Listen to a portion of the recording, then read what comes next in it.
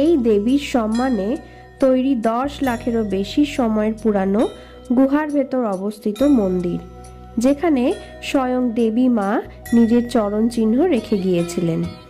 এমনই এক মন্দির যেখানে কুরুক্ষেত্র যুদ্ধের আগে অর্জুন এসেছিলেন প্রার্থনা করতে। দেবী মাও তাকে দর্শন দিয়েছিলেন। সমুদ্রপৃষ্ঠ থেকে 52 ফুট উঁচুতে অবস্থিত এই মন্দিরটি পৌঁছানোর জন্য 12 কিলোমিটার পর্যন্ত রাস্তা অতি কঠিন।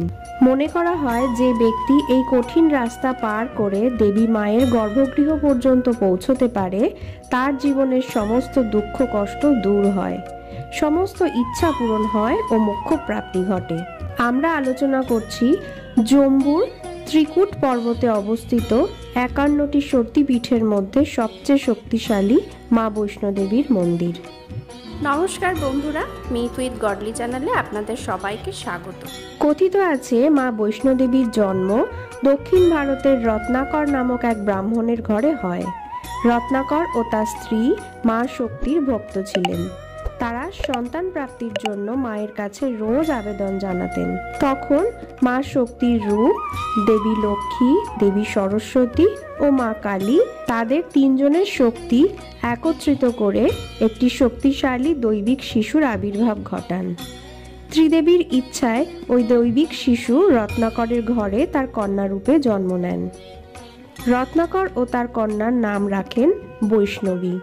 দৈবিক কারণেই ছোট থেকেই বৈষ্ণবী খুবই তেজস্বী ও গুণবতী এবং ধর্মপরায়ণ কন্যা ছিলেন। বেশিরভাগ সময়ই শ্রীরামের আরাধনায় ব্যস্ত থাকতেন।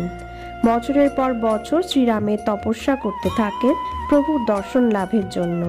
বৈষ্ণোদেবীর মন্দিরে ত্রিদেবীর শিলা বিদ্যমান। ত্রিদেবীর প্রথম শিলা কালো রঙের, যা মা কালীকে নির্দেশ করে।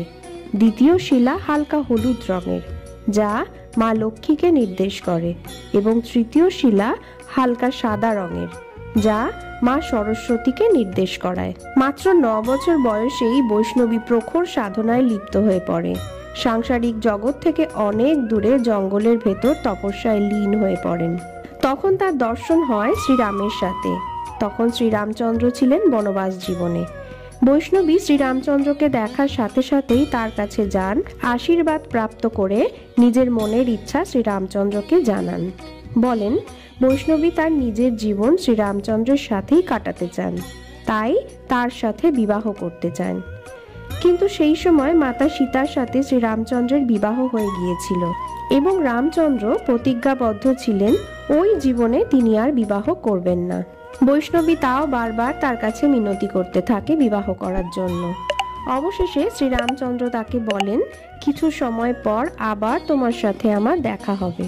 যদি তুমি আমায় চিনতে পারো তাহলেই তোমার সাথে আমার মিলন হবে। এই কথা শুনে বৈষ্ণবী খুবই খুশি হয় এবং তপস্যার দ্বারা অপেক্ষা করতে থাকে। অনেক সময় কেটে যায়। রাবণ বধ করে ফেরার পথে এক বুড়ো সাধু বাবার রূপ ধারণ করে শ্রীরামচন্দ্র সাক্ষাতে আসেন বৈষ্ণবীর, কিন্তু বৈষ্ণবী তাকে চিনতে পারে না। নিজ রূপে দর্শন দিলে বৈষ্ণবী চমকে ওঠে এবং ক্ষমা প্রার্থী হয়। রামচন্দ্র মৃদু হেসে বলেন, তাদের মিলনের সময় এখনো আসেনি। পৃথিবীতে থেকেই ধর্মের প্রতিস্থাপন করতে হবে ও অধর্মের বিনাশ করতে হবে বৈষ্ণবীকে। শ্রীরামচন্দ্র আরও বলেন, একসময় এমন আসবে যখন পৃথিবীতে শান্তি ধর্ম সব শেষ পর্যায়ে আসবে। তখন কলি নামক এক রাক্ষস মানুষের মধ্যে ঈর্ষা, অহংকার, ক্রোধ, দুর্মতি এ সমস্ত বাড়িয়ে দেবে। সেটাই হবে কলিযুগের সবচেয়ে অন্ধকারময় যুগ। চারিদিকে শুধুই অধর্ম বিরাজ করবে।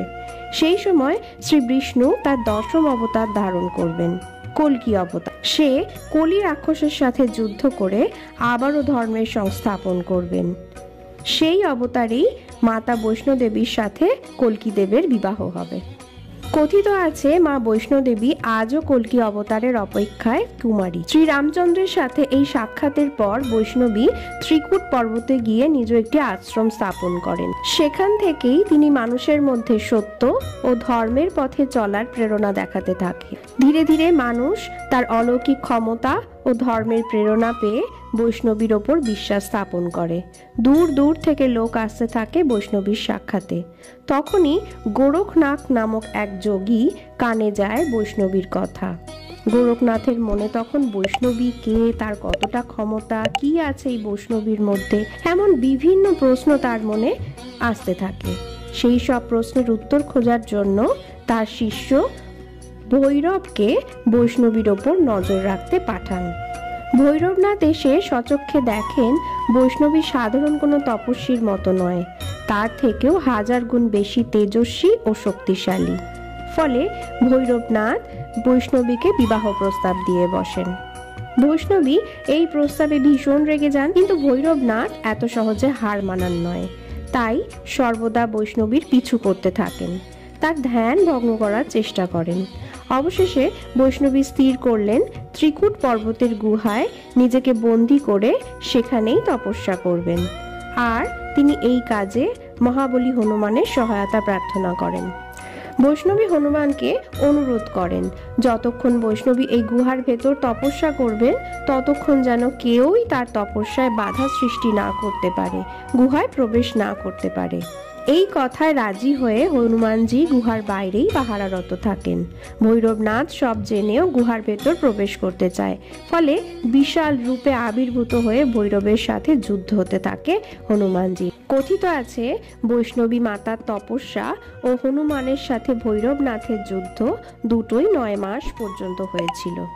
তপস্যা শেষ করে মা বৈষ্ণবী যখন গুহার বাইরে আসেন তখন হনুমানজির সাথে যুদ্ধ হবার পরও ভৈরবনাথ হাসতে থাকেন মা বৈষ্ণবীর সামনে। ফলে মায়ের ক্রোধ চরম সীমা পার করে, কালী রূপ ধারণ করে ভৈরবনাথের মাথা ছিন্ন করে দেন। তার ওই মস্তক কিছুটা দূর গড়িয়ে চলে যায়। সেইখানেই আজ স্থাপিত হয়েছে ভৈরবনাথের মন্দির। কথিত আছে মাতা বৈষ্ণবী ভৈরবনাথের গলা কেটে বধ করার পরই ভৈরবনাথের আত্মা মা বৈষ্ণবীর কাছে এসে নিজের কৃতকর্মের জন্য ক্ষমা প্রার্থনা করেন। মা অবশেষে শান্ত হয়ে তাকে মোক্ষ প্রাপ্তির বরদানও দেন এবং এটাও বলেন বৈষ্ণোদেবী যাত্রাকালে ভৈরবনাথ দর্শন না করলে বৈষ্ণোদেবী যাত্রা সেই ভক্তের ব্যর্থ হবে।